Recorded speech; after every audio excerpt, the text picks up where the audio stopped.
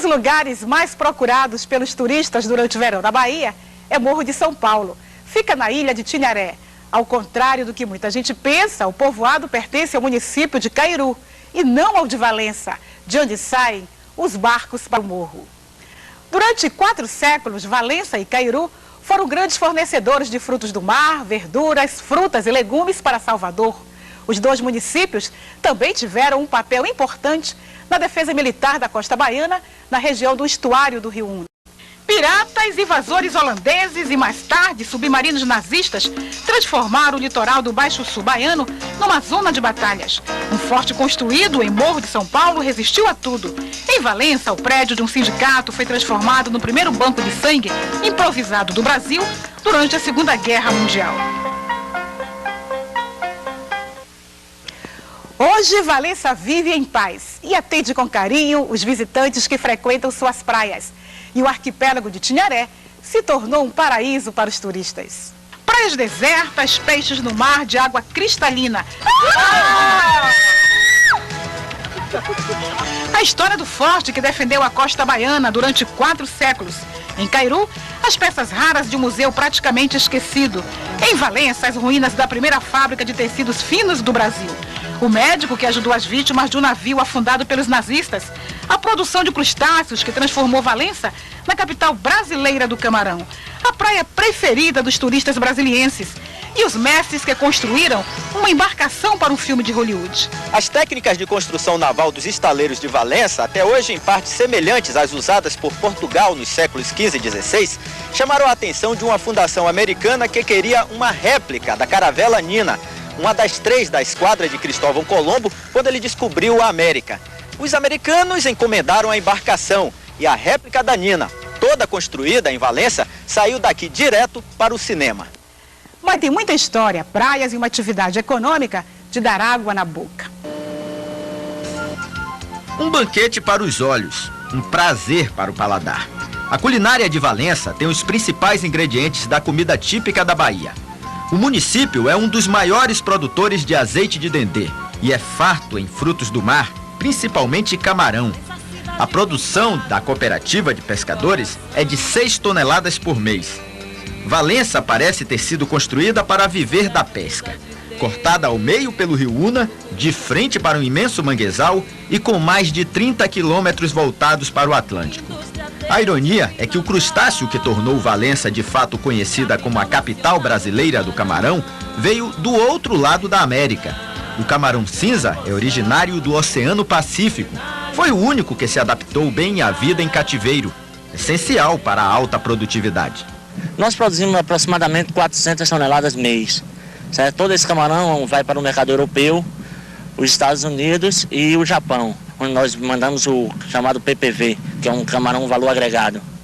As garças são as primeiras a chegar nos dias de despesca. A lua é bela, mas não ajuda. Brilha do lado contrário ao da armadilha. O camarão gosta de luz. Quando anoitece, basta acender 2 lâmpadas para atraí-los até a boca de escoamento. Ficam em alvoroço. Uma bomba suga camarões aos milhares. Na coleta de um dia, um viveiro pode fornecer mais de 4 toneladas. A única empresa que explora a maricultura em Valença emprega 1.500 pessoas. A indústria têxtil também já foi muito poderosa.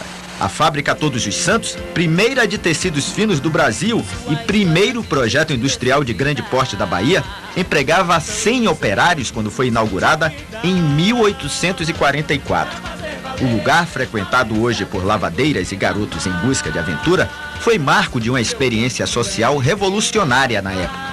Foi a primeira experiência social no país a não utilizar trabalho escravo, a utilizar a mão de obra feminina, né? A mulher tinha a mesma significação em termos de mão de obra do que o homem, e a primeira a ter um plano de seguridade social em toda a América do Sul. A Todos os Santos faliu pouco depois de ser comprada por uma nova fábrica de tecidos, de 1860. A segunda fábrica até hoje está em atividade, com 400 empregados. Graças aos investimentos da indústria têxtil, Valença teve a primeira rede hidráulica da Bahia e ganhou a usina do Candengo, com o primeiro gerador movido a água do estado. Valença é também conhecida pelo seu patrimônio arquitetônico colonial. A Câmara de Vereadores funciona numa antiga residência de 1849, transformada em Paço Municipal 30 anos depois. A Igreja Nossa Senhora do Amparo, a primeira da cidade, é de 1750.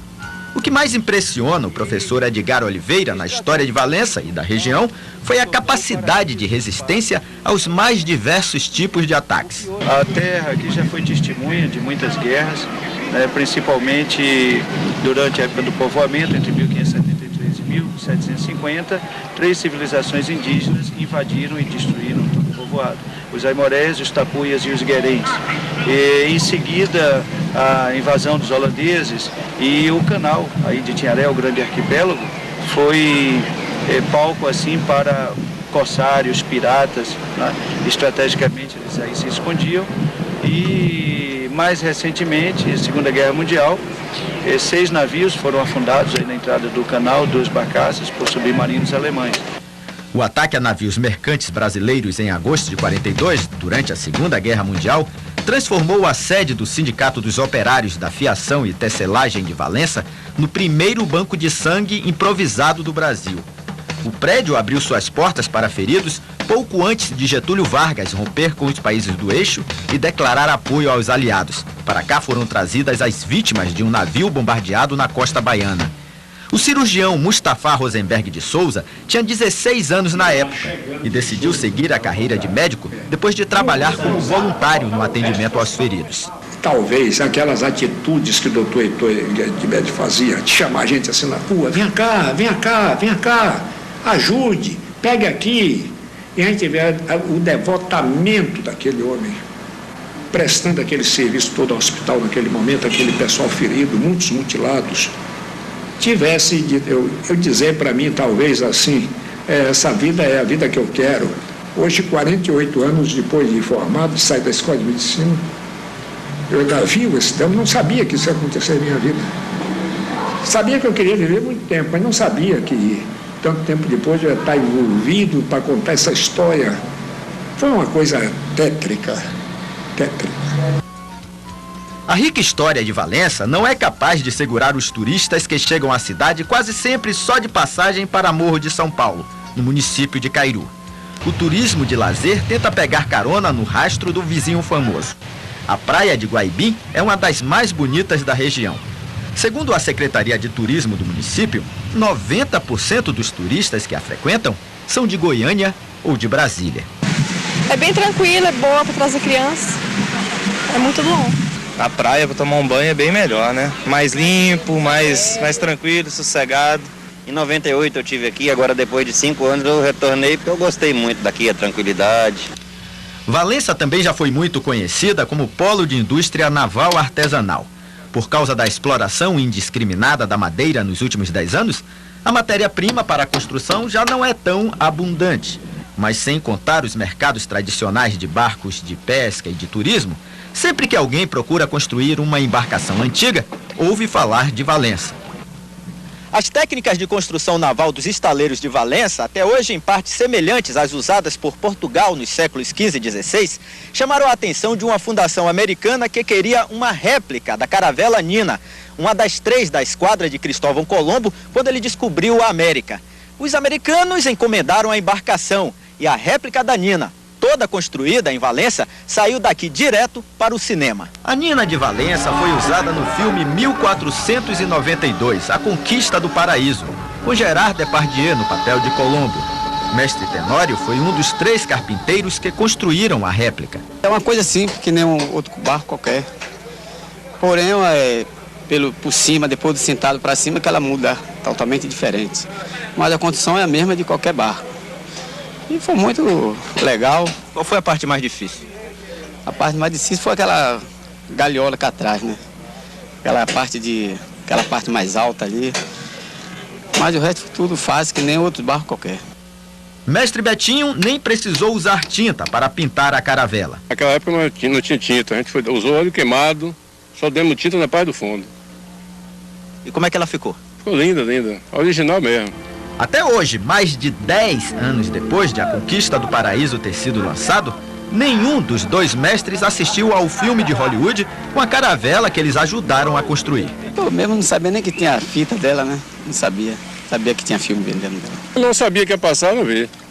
E o que é que você sente em saber que participou da construção de uma caravela, de uma embarcação histórica? Ah, me sinto feliz, né? Ter um trabalho realizado e um trabalho histórico, né? Hoje você faria uma outra, ajudaria a pintar uma outra tranquila? Tranquilo, agora eu tenho mais experiência, agora o que der pra rir, dá pra chorar, aí eu sei fazer.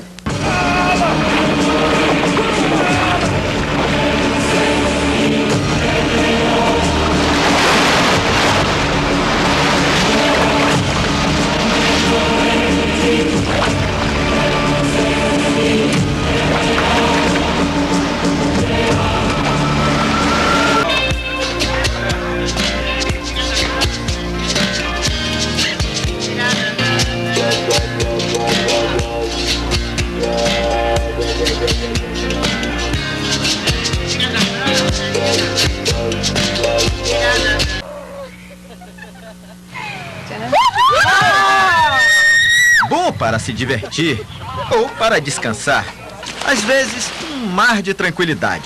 O arquipélago de Tinharé tem 450 quilômetros quadrados de motivos diferentes para atrair pessoas de todos os gostos. De todos os lugares, Morro de São Paulo é o destino preferido dos turistas.